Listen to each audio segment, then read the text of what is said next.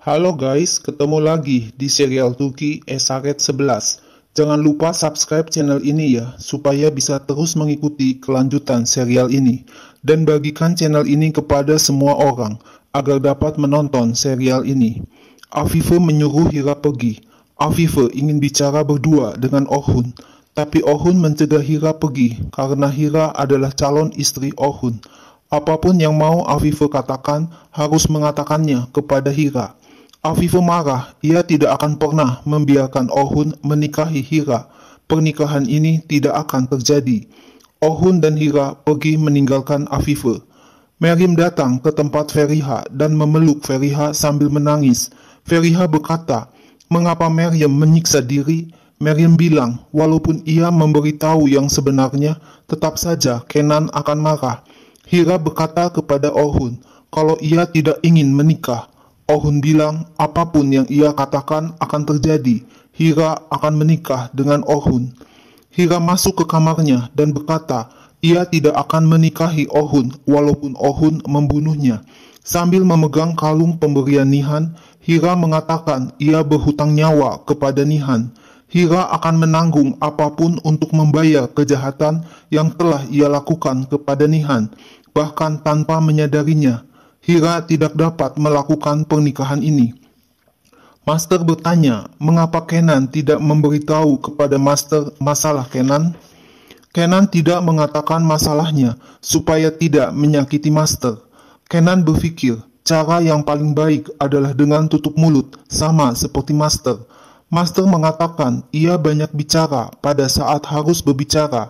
Sekarang ia diam. Diam adalah hal yang indah. Tapi Master menyarankan agar Kenan perlu berbicara sekarang. Meryem bertanya kepada ibunya, apakah ayahnya Rashid melakukan sesuatu? Apakah Rashid mengatakan sesuatu yang menyakitkan hati? Ibu Meryem bilang agar Meryem tidak usah takut dan khawatir. Ia baik-baik saja. Tiba-tiba Meryem mendapat telepon dan Meryem akan segera datang. Meryem mendapat panggilan kerja. Meryem dan ibunya berpelukan senang. Hira memutuskan akan pergi meninggalkan mansion karena Hira tidak mempunyai pilihan. Hira harus melarikan diri. Tiba-tiba Orhun masuk ke kamar Hira dan berkata dengan marah, apakah Orhun menyuruh Hira pergi ke kamar Hira? Dengan kasar, Orhun memegang lengan Hira dan membawanya ke kantor Orhun. Orhun minta agar Hira mendengarkan Orhun dengan baik. Tidak ada aturan yang berubah. Sampai sekarang tetap meneruskan apa yang sudah Hira kerjakan. Hira akan mematuhi Orhun. Hira akan menunggu Orhun di sini. Hira akan menyediakan kopi untuk Orhun. Hira tidak boleh bicara sampai Orhun memintanya untuk bicara. Meryem diberitahu tidak sulit untuk pekerjaan yang akan dilakukan Meryem. Meryem hanya disuruh menjaga ibunya. Meryem juga harus menyiapkan makanan dan obat. Meryem berjanji akan menjaga ibunya seperti menjaga ibu Meryem sendiri. Meryem tidak akan membuat bosnya dalam situasi sulit. Meryem akan datang sebelum jam 8 pagi. Hira berkata kepada Orhun kalau ia tidak dapat menikah dengan Orhun. Hira tidak bisa melakukan ini. Hira menyuruh Orhun membunuhnya. Hira minta diberi hukuman. Tiba-tiba Orhun ditelepon kalau semua persiapan untuk upacara pemakaman ayah Orhun, Said, telah selesai. Orhun akan segera datang. Orhun menyuruh Hira untuk tidak bergerak kemana-mana sampai Orhun kembali. Meryem dan ibu Meryem melihat Rashid tidur di kursi sofa. Ibu Meryem berkata kalau Rashid mulai minum bir lagi siang dan malam. Meryem bilang ia telah interview pekerjaan dan besok Meryem mulai bekerja. Tempat kerja Meryem dekat dengan rumah dan bisa berjalan kaki. Ibu Meryem tidak usah khawatir mengenai uang. Bos Meryem kelihatan seperti orang yang baik dan dapat diandalkan juga. Tapi ibu Meryem teringat ketika kakak Kenan, Fuslat, datang ke rumah dan dengan marah mengatakan agar ibu Meryem menjaga Meryem agar tidak berjalan di sekitar lingkungan seperti gelandangan. Jangan main-main dengan Kenan, karena ini adalah lingkungan kecil, tidak seperti daerah orang kaya. Setelah pemakaman ayahnya, Said, Orhun berkata kalau Said adalah satu-satunya hal yang hilang dalam hidup Orhun.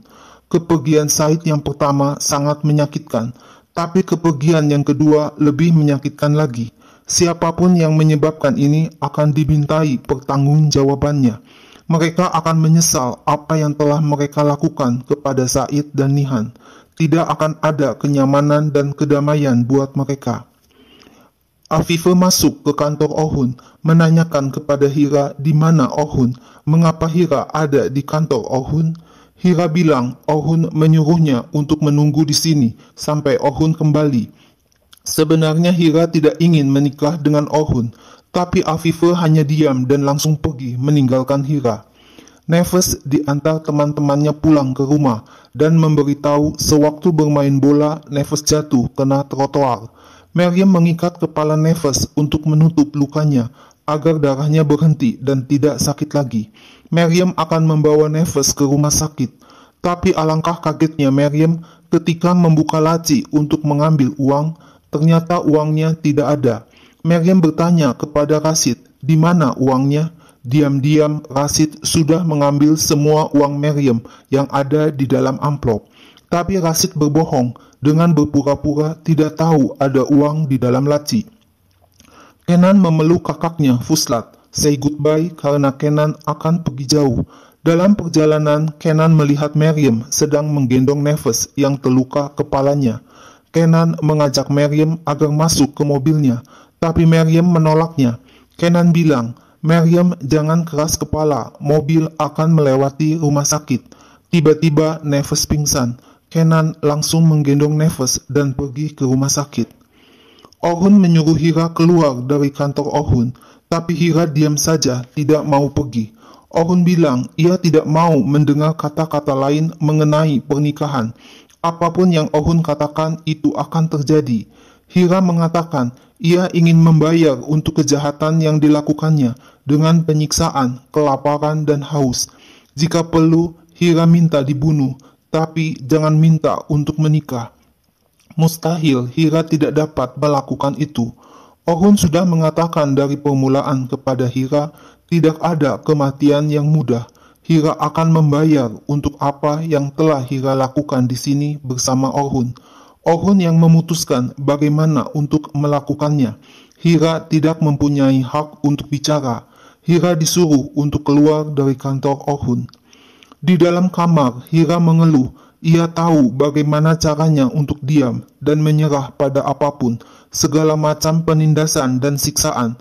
Tetapi sekarang, Hira tidak bisa mengatakan iya dan menikah dengan Ohun. Sambil memegang kalung pemberian Nihan, Hira minta maaf kepada Nihan. Hira mengganti baju seragamnya dengan baju milik Hira. Asisten Afifah memberitahu Ohun kalau Afifah ingin bertemu dengan Ohun di kamar Afifah. Dokter memberitahu Maryam kalau ia telah melakukan yang terbaik untuk Nefes. Maryam sangat sedih mendengar perkataan dokter. Ohun mendatangi kamar Afifah. Afifah berkata ia tahu alasan mengapa Ohun ingin menikah. Ohun ingin menghukum Afifah. Ohun masih marah kepada Afifah untuk apa yang terjadi. Apakah Ohun akan menikahi gadis yang tidak dikenal? Apakah Ohun tidak berfikir tentang nama dan reputasi keluarga Demir Hanli? Afifah telah membuat kesalahan dengan menikahi Said, ayah Ohun. Jangan membuat kesalahan yang sama. Jangan biarkan seseorang yang tidak pantas untuk Ohun masuk dalam kehidupan keluarga Demir Hanli.